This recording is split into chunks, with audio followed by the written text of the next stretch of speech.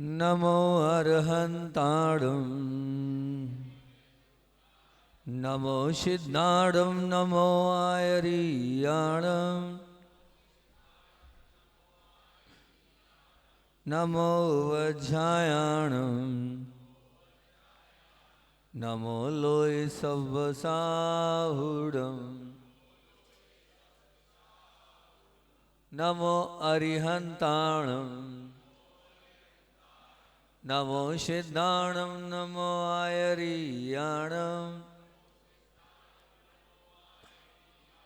नमो वज्रायाणं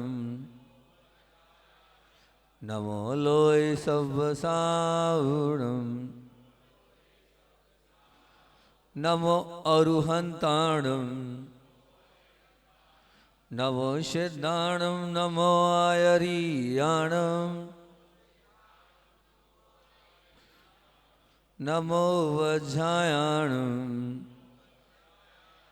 नमो लोय सव्वसाहुडं नमो अरुहन्ताणं अरि नहीं अरु अरु नमो अरुहन्ताणं नमो सिद्धाणं नमो आयरीयाणं नमो वज्रायाणं नमो लोय सव्वसाहुडं।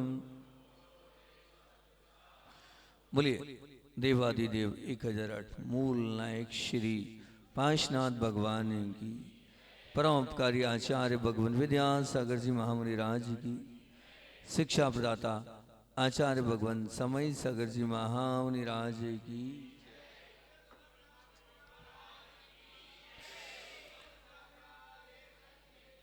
मंगलाचरण नहीं किया ना भाई। नमः श्री वर्धमानाय निर्दुत्कलिलात्मने सालोकानां त्रैलोकानां यद्विद्या दर्पणायते। बोलिए आचार्य भगवान समद्वृद्ध स्वामी महामुनि राज की जय। जिसे कहते हैं ना कि हम भी दरिया हैं, हमें अपना हुनर मालूम है। जिसे कहते हैं ना कि हम भी दरिया हैं, हमें अपना हुनर मालूम है। जिस तरफ भी चल पड़ेंगे रास्ता हो जाएगा, जिस तरफ भी चलेंगे निश्चित रास्ता हो जाएगा। निश्चित आप अगर मन बनाएंगे कि चलना है तो रास्ते अपने आप आपको मिलते चले जाएंगे। और वो ताकत, वो शक्ति आपके अंदर है। बस आप अपने आप को पहचानने का प्रयास करो और अपने आप को आगे बढ़ाने के लिए मन को तैयार करो, तो आप भी निश्चित आगे तक बढ़ते चले जाओगे। आप एक निश्चित बात ध्यान रखना, अपने आप पर इतना विश्वास रखना कि हमने जो निर्णय ले लिया है वो सही है। जो मैंने निर्णय लिया है वो सही है और उसे ही मुझे सही साबित करके बताना है। हाँ, मुझे पीछे नहीं हटना, मुझे किंतु परंतु नहीं करना। हाँ, हम जो निर्णय लेंगे एक पल के लिए वो हमें ऐसा लगेगा शायद ये अच्छा नहीं है, हम वो कर लेते तो ज़्यादा अच्छा होता। जो नहीं होता है ना वही ज़्यादा अच्छा लगता है, जो हम नहीं कर पाते ना हमें वही ज़्यादा अच्छा लगता है। तो निर्णय कोई भी लिया हो, जो छूट गया वो चाहिए होता है, उसे नहीं। ये मानो कि एक विचार शक्ति कहना चाहिए कि जो हम नहीं कर पाते हैं और उस पर अगर हम विचार करते हैं तो हमारा जो निर्णय है और जो हम करने जा रहे हैं उस पर हम पीछे अपने आप हो जाते हैं। अपने आप को पीछे नहीं करना है। तो निश्चित ध्यान रखना कि हम जो कर रहे हैं उस पर बहुत मनोभाव से लगे रहें और अडिग रहें। पूज्य गुरुदेव जो निर्णय ले लेते थे फिर उसके बाद उस निर्णय को बदलने की ताकत, दुनिया की कोई भी ताकत उस निर्णय को बदलने नहीं देती थी। उनने एक बार जो मुख से बोल दिया सो बोल दिया, उसमें कोई बदलाहट नहीं होती थी। इसी प्रकार से निश्चित मान के चलना, हमारे पास बहुत सारे ऑप्शंस होते हैं और होता यही है कि जब एक ऑप्शंस पे चलते हैं तो जब चलते हैं चलते चलते ही ऐसा होता है शायद वो कर लेते तो ज़्यादा अच्छा होता। नहीं, ये बात अपने मन मस्तिष्क से बाहर हटा दो। अब हम आगे बढ़ गए तो हम जहाँ बढ़े वही सही है, बाकी दुनिया की पूरी चीज़ें गलत है। जब तक आप अपने मन को ऐसा तैयार नहीं करोगे तब तक ध्यान रखना आप आगे नहीं बढ़ पाओगे। और आगे बढ़ना है तो इस बात को निश्चित रूप से आपको मन और मस्तिष्क पे अपने आप बिठाने का ध्यान रखना। और एक बात और निश्चित बोल रहा हूँ कि कामयाब होने की राह हर कोई सिखाता है। कामयाब होने की राह हर कोई सिखाता है, पर नाकामयाबी को कैसे हैंडल करना ये सिखाना समाज, घर और दुनिया भूल जाती है। समाज, दुनिया और घर भूल जाती कि नाकामयाबी में हमें अपने जीवन को कैसे जीना है। इसकी बात मैं आपसे कल करूंगा। आज तो सिर्फ मैंने क्या बात बोली है उसको ध्यान रखना कि जो निर्णय ले लिया है वो क्या है। अब मैंने कॉमर्स ले लिया तो कॉमर्स ही ठीक है, अब मैथ्स की तरफ मुझे नहीं जाना, ध्यान रखना। अब मैंने जिससे विवाह कर लिया है वही लड़की ठीक है, अब दुनिया की जितनी लड़कियां हैं उससे अच्छी नहीं हो सकती, ध्यान रखना। मैंने जो कोचिंग अटेंड कर ली है, मैं बता रहा हूँ प्रैक्टिकली जो होता है, मैंने जो कोचिंग अटेंड कर ली है वही अच्छे कोचिंग है।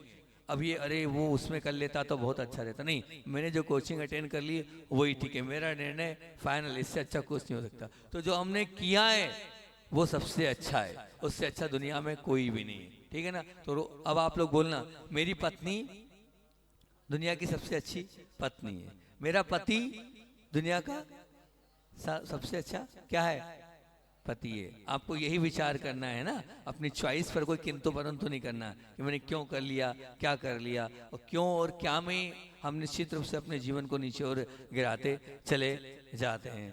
और जब कल का क्रीम कोटेशन ब्रह्मचारिणी हेमलता दीदी ने बताया, क्यों डरे जिंदगी में, क्या होगा कुछ ना होगा तो जिंदगी में तजुर्बा होगा, इससे शुरुआत करी थी, इन्होंने यही दिया। निश्चित ध्यान रखना, हमें डरना नहीं, और न डर कर हमें क्या करना है, अगर हार भी गए तो हार से भी कुछ ना कुछ सीखने को मिलेगा और असफलता से भी कुछ ना कुछ हमारे जीवन में अनुभव बढ़ेगा। ये बात हो गई। और अब हम इन बच्चों के लिए 2-5 मिनट बोल लेते हैं, ठीक। अब बात कर रहा हूं मैं आपसे आचार्य ज्ञान सागर जी महाराज जी की। बड़ी सुंदर व्याख्या है, अपनी अपनी पुस्तकें खोल लें और पेज नंबर 1 पर आ जाएं आप, और पेज नंबर 1 पर आए और व्याख्या में आचार्य ज्ञान सागर जी महाराज जी की व्याख्या अलबेली है, अनोखी है।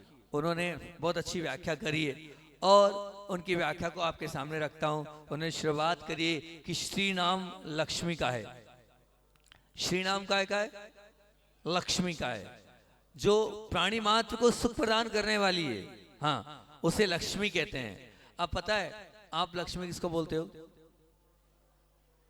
क्या बात है, ऐसा इशारा हो गया, ऐसा इशारा हो गया कि हम लक्ष्मी किसको बोलते हैं, इसको बोलते हैं। ये क्या होता है, पैसा, पैसे को बोलते हैं। लेकिन क्या पैसा सुख दे देगा है?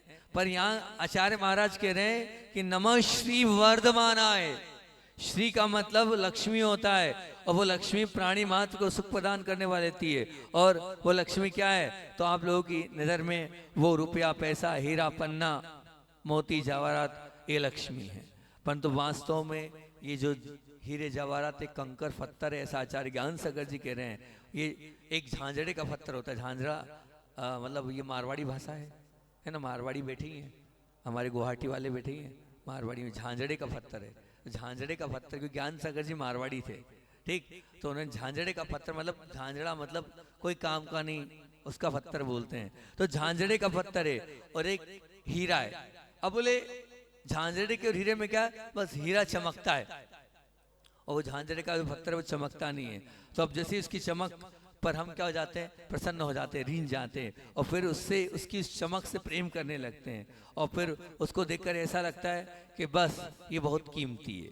और जैसे ही हमें पता चलता है कि ये कीमती है, वही पत्थर जो सड़क पर पड़ा है फिर उसको हम कहाँ रख देते हैं, अपनी तिजोरी में बंद करके रखते हैं। फिर तिजोरी में बंद करके रखा, यहाँ तक तो ठीक था, लेकिन पता चल जाता है कि बहुत ज्यादा कीमत वाला है तो भय खड़ा हो जाता है और भाई खड़ा हो जाता है तो रात दिन उसकी पहरेदारी करो, उसके आगे पीछे सो, है ना। मतलब क्या हुआ, जो चीज किसकी थी, आराम की थी, उसने हमारे आराम को जोखिम में डाल दिया। और निश्चित रूप से वो जो है वो क्या हुआ, वो हमारे दुख का कारण बन गया। अब मैं आपसे यही कहना चाह रहा हूं कि यहाँ यही कहना चाह रहे हैं कि जैसे ही ज्ञान हुआ कि ये हीरा कीमती है, वैसे ही क्या हो गया, वो हीरा दुख का कारण बन गया। क्या कारण बन गया, दुख का कारण बन गया। और मान लीजिए एक उदाहरण और यहाँ दे रहे हैं ज्ञान सागर जी, कोई एक भील था, अब वो उस हीरे की कीमत को नहीं समझ रहा है, और उसने क्या किया, उसे अपने बड़े चाव से उसने अपने गले में पहन रखा, लेकिन उसको कीमत ही नहीं मालूम ये क्या कीमत है, वो हार में क्या पहन रखा है, उसने उसको समझा ही नहीं है। अब उसकी वो कदर ही नहीं कर रहा है, तो कदर नहीं कर रहा है, उसको पता नहीं, मतलब क्या, उसको ज्ञान नहीं है, इसलिए उसका वो अनुभव नहीं कर पा रहा है। और कहते हैं ना कि अगर हमें पता चल जाए चांदी की कीमत, तो चांदी को हम कहाँ रखेंगे, तिजोरी में। और लोहा कहाँ पड़ा, देखो वो क्विंटलों से सामने पड़ा है लोहा, उसकी कोई कीमत नहीं है ना, क्योंकि पता है लोहा कोई काम का नहीं है। और चांदी क्या आएगी, काम की, उसको हम तिजोरी में रखेंगे। किसको, किसको रखेंगे, चांदी को।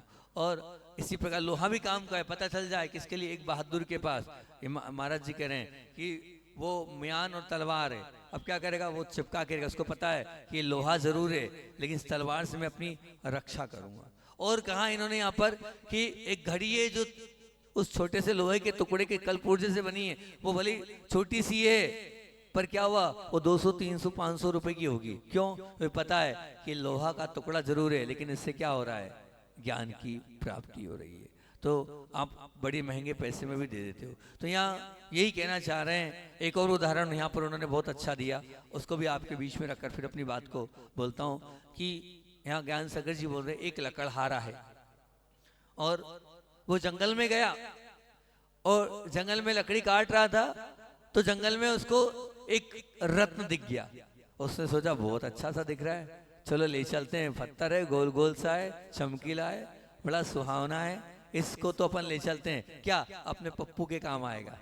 पप्पू मतलब कौन, उनका बच्चा है ना, बोले उसके काम आएगा, खेलने के लिए काम आएगा, खिलौना नहीं है, खुश हो जाएगा कि पापा क्या लाए, खिलौना लाए। और बस उन्होंने वो दे दिया, चमकीला, वो क्या था, चिंतामणि रत्न था।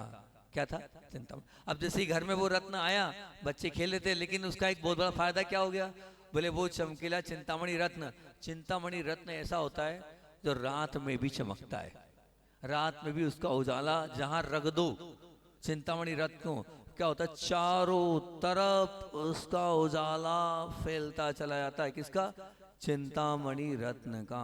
अंधेरे में भी हेलोजन की आवश्यकता नहीं है, ऐसा चिंतामणि रत्न होता है। और लगभग ये चिंतामणि रत्न जो होता है वो कहाँ होता है पता है आपको, कहाँ होता है पता है।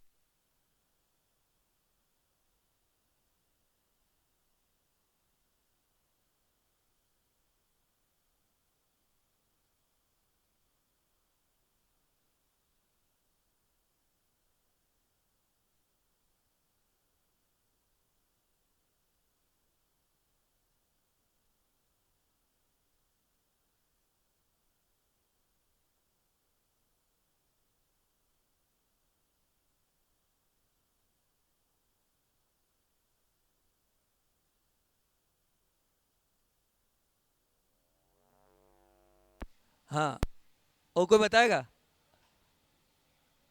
अब आप आपको हम बताएं। जो समुद्र में पाया जाता है ना, वो चिंतामणि रत्न नहीं होता। वो कौन सा रत्न होता है, कोहिनूर होता है। वो कौन सा होता है, कौन सा होता है, कोहिनूर होता है। अब आपको एकदम परफेक्ट तो नहीं कहता हूं, लेकिन ऐसा सुनने में आया है कि जो सर्प होते हैं, जो सर्प होते हैं, उन सर्पों के फण के ऊपर वो रहता है। ठीक, इसलिए बता रहा हूं, अब बात याद आ गई तो 2 मिनट पहले वो क्लियर कर दूं कि हम लोग मांगी तुंगी में गए थे।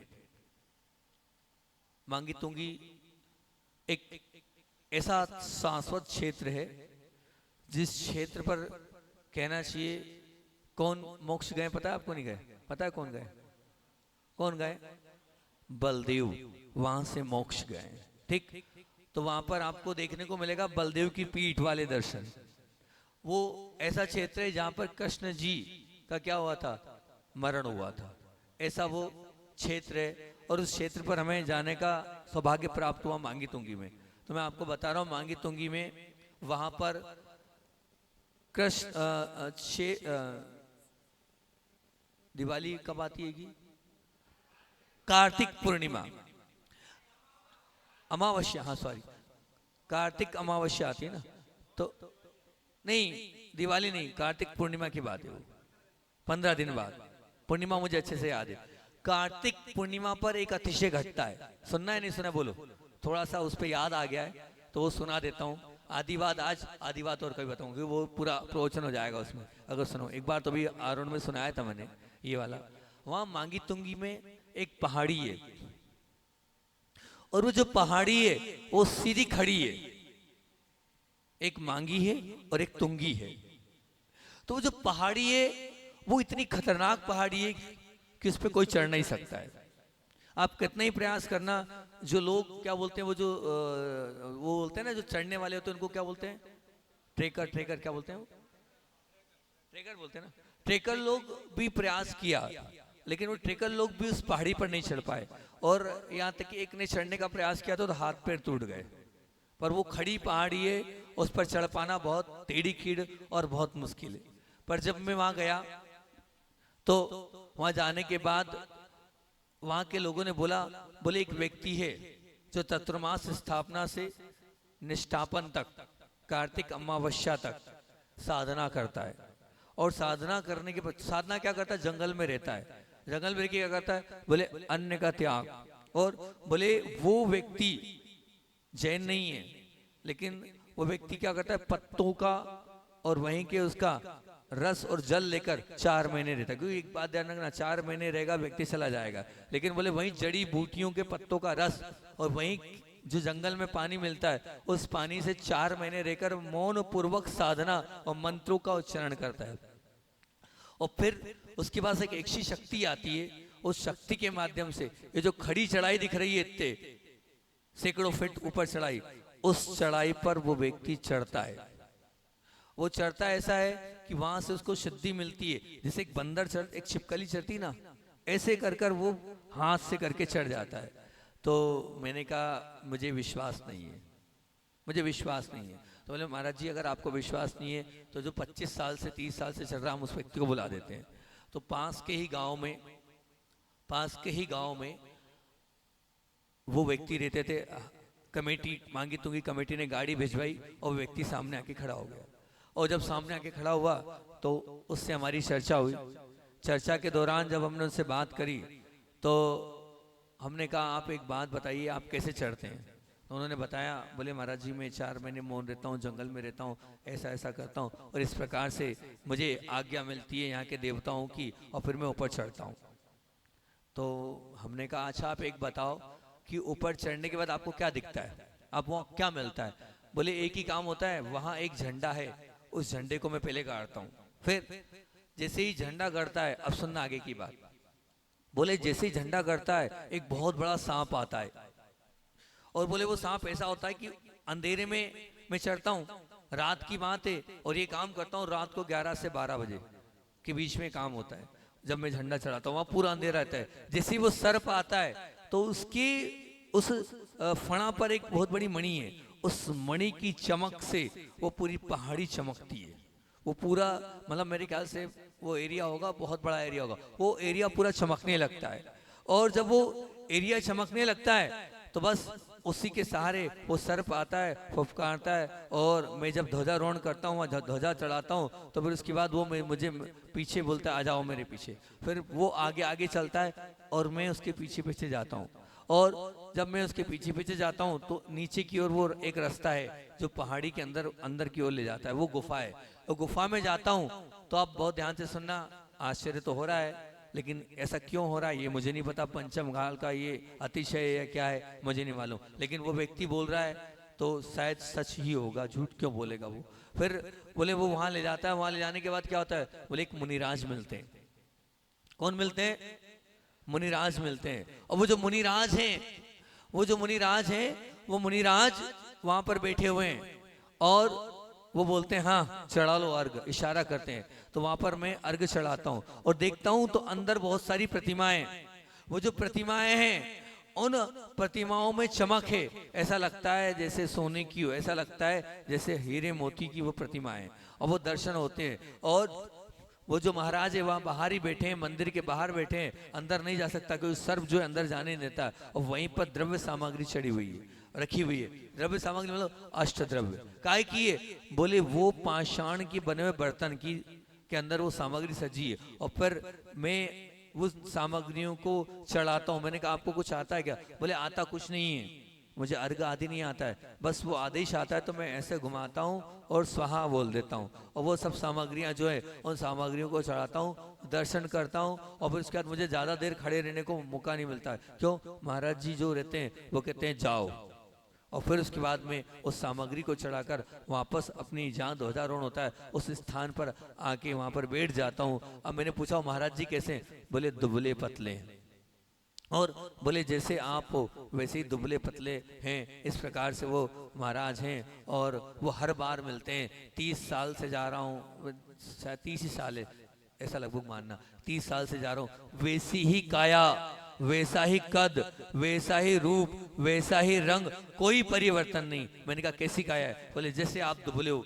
ऐसे ही दुबले, जैसे आपका कलर है ऐसे ही आपके जैसे ही कलर है, आप जैसी इतनी हाइट आपकी, मान लीजिए इतनी हाइट के महाराज है। और हमेशा वो देखो वो मिल गया मांगी तुंगी की, वो देखो सामने मांगी तुंगी की वो पहाड़ी वो दिख रही, ये वाली नहीं, वो वाली पहाड़ी जो डंडे के समान खड़ी हैगी, देख रहे हो आप स्क्रीन पर देखो, वो पहाड़ी की बात कर रहा हूँ जो खड़ी पहाड़ी हैगी, चढ़ पाना मुश्किल है, और वो इतनी कठिन पहाड़ी है। उस मांगी तुंगी की उस पहाड़ी पर वो व्यक्ति तो चढ़ता है, ठीक। और वो जो ऊपर स्थान दिख रहा है, वो जो ऊपर स्थान है वहां पर पूरा वो बहुत बड़ा एरिया है, आपको दूर से दिख रहा है लेकिन वो एरिया बहुत बड़ा है।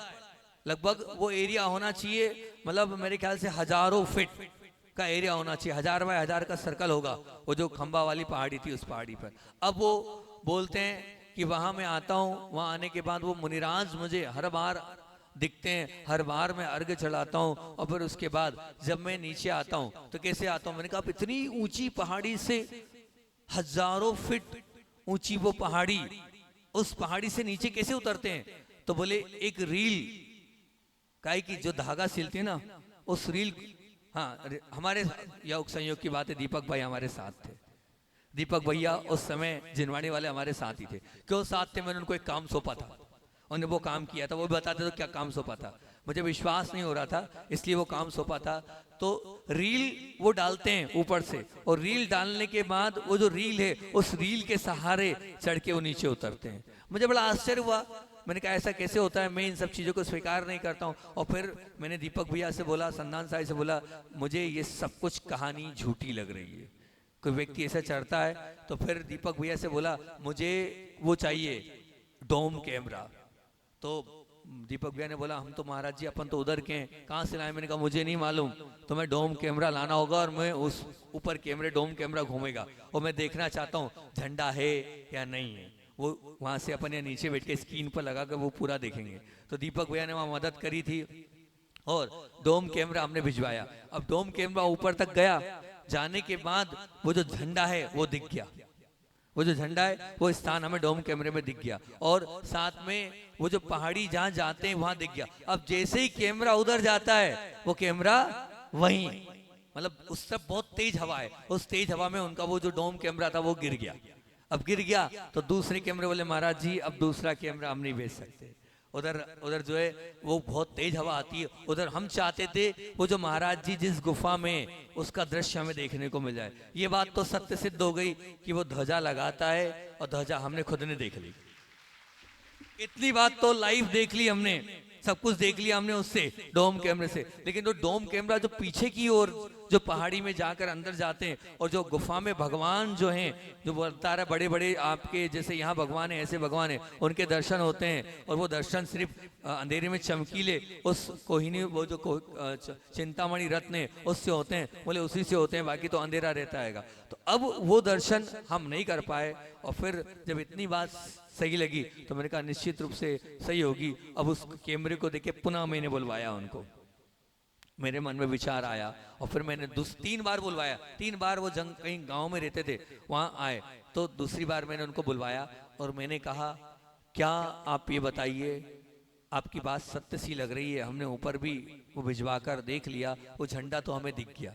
और फिर सबसे बड़ी बात तो ये कि इन लोगों ने हमें आपकी वीडियो भी दिखा दी कि आप रील से कैसे उतर रहे हैं। वो वीडियो आपको यूट्यूब पे मिली दिख जाएगी कि कैसे उतरते, तो और आपको चढ़ते हुए भी देख लिया। अब मैं आपसे ये पूछना चाहता हूँ, क्या मैं इस पहाड़ी पर ऊपर जा सकता हूँ? तो बोले महाराज जी ऐसा है, पहले तो आप हमें आशीर्वाद दो।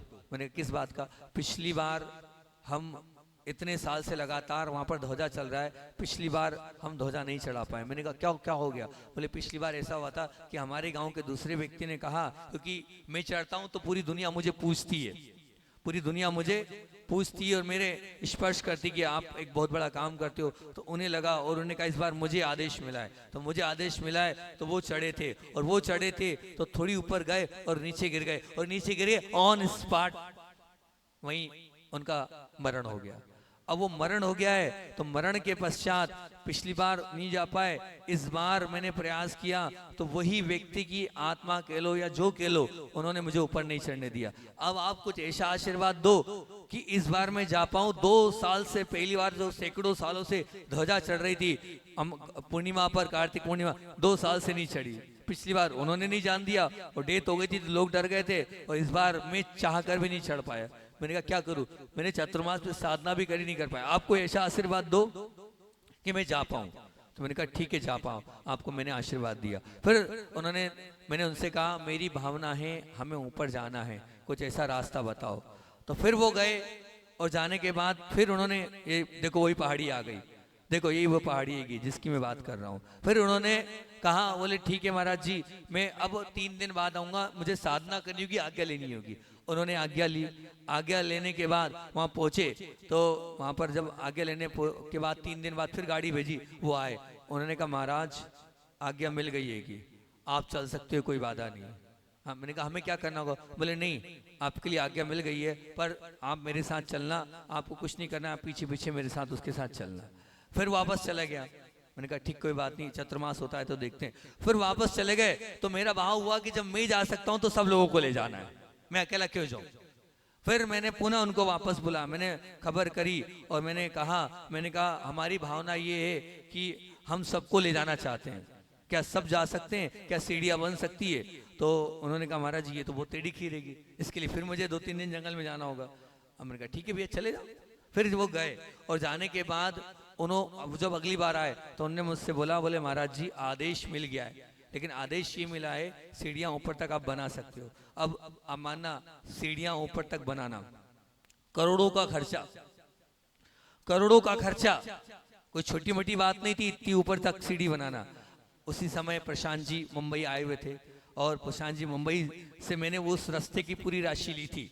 रास्ता पूरा खराब था, प्रशांत जी से कहा कि रास्ता बनवाना है, उन्होंने कहा जी महाराज जी बनवा देते। अब फिर वहां मैसेज किया कि वो सीढ़ियां बनाना, और ऐसी ऐसी बात है। बोले 2 करोड़ 5 करोड़ 10 करोड़ 20 करोड़ 25 जितना लगे आप तो आदेश करना महाराज, सीढ़ियां बन जाएगी।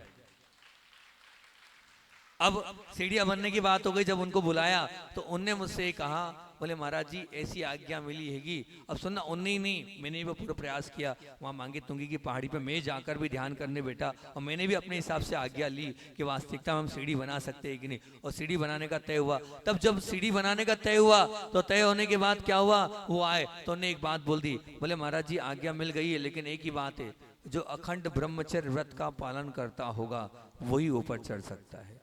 तो मैंने कहा मान लीजिए कि शादी, बोले शादी हो गई है लेकिन पति व्रता हो और पत्नी व्रता हो वही चढ़ेगा, और मान लो किसी ने प्रयास भी किया वो गिर जाएगा। मैंने कहा भैया ये तो बहुत हेडक वाला मामला है, ऐसे में? बोले महाराज जी मैं नहीं जानता, वहां से ऐसे ही आदेश आया है। तो मैंने कहा ठीक है अगर तुम्हारी ऐसी भावना है तो, लेकिन अपन सीढ़ियां तो बनाएंगे, इससे कम से कम ब्रह्मचर्य व्रत की महिमा बढ़ेगी, इससे कम से कम ब्रह्मचर्य व्रत की महिमा बढ़ेगी, लोग समझेंगे क्या कहलाता है ब्रह्मचर्य व्रत। मैंने कहा हम तैयार है, बिल्कुल तैयार है। यहाँ पर 2 पहरेदार बिठा देंगे, लिखवा लेंगे पहले ही कि भैया आप ऊपर चढ़ रहे हो, शुद्ध ब्रह्मचर्य व्रत का पालन करते हो, चाहे शादीशुदा हो, आपने पहले पाप किया हो, पहले प्रायश्चित लो जाकर, फिर ऊपर चढ़ पाओगे आप, नहीं तो नहीं चढ़ पाओगे आप। ये बात मैंने कल ही, अच्छी बात है भैया, हो रहा है तो बहुत अच्छी बात है, क्योंकि मैंने भी जो अनुभूति करी थी कि हो गई, अब इस पहाड़ी पर दान दातार पैसा देने को तैयार, कमेटी बनाने को तैयार। लेकिन जब मैंने पूरा प्रयास किया तो वहाँ के जो आईएएस ऑफिसर अध्यक्ष थे, उन्होंने कहा कि इस पर हम अभी काम नहीं कर सकते, क्योंकि माता जी ज्ञानमती जी ने पीछे एक पहाड़ पर एक प्रतिमा बनाई है, उसका केस चल रहा है। ये पहाड़ सरकार के वन विभाग में आता है, जब तक वो केस सॉल्व नहीं होगा फिर उसके बाद परमिशन मिलेगी, फिर उसके बाद आगे अपन काम कर पाएंगे। अपने को दर्शन की परमिशन है, लेकिन नया कंस्ट्रक्शन और ऊपर पहुंचने की परमिशन के लिए आगे बढ़ना पड़ेगा। वो बात वहीं की वहीं ठंडी पड़ गई। नहीं तो मैं तो पूरे मनोभाव के साथ बैठा था कि दान दातार दे रहा है, और मैं चाहता था कि सबके दर्शन करूं और सबके दर्शन कराऊं और सबके दर्शन होना चाहिए, ये मेरे पूरे मनोभाव थे। और ये वो जो माता जी ने बनाए भगवान, 108 फीट है ना, शायद 108 फीट के ना, ये भगवान है। इसका ही थोड़ा सा मामला चल रहा है, जो पहाड़ी काट के बनाए। अब बड़ी, अभी तक उसकी परमिशन नहीं मिली। आप विशुद्धि बढ़ाओ कि परमिशन मिले और वहां तक सीढ़ी पहुंचे, और हम भी उन मुनिराज के दर्शन करें। ऐसे कौन से मुनिराज हैं जो खा नहीं रहे, पी नहीं रहे, कैसे वहां विराजमान है, कौन है, क्या है? ये एक बहुत बड़ा मेरिकल है, एक बहुत बड़ा अतिशय।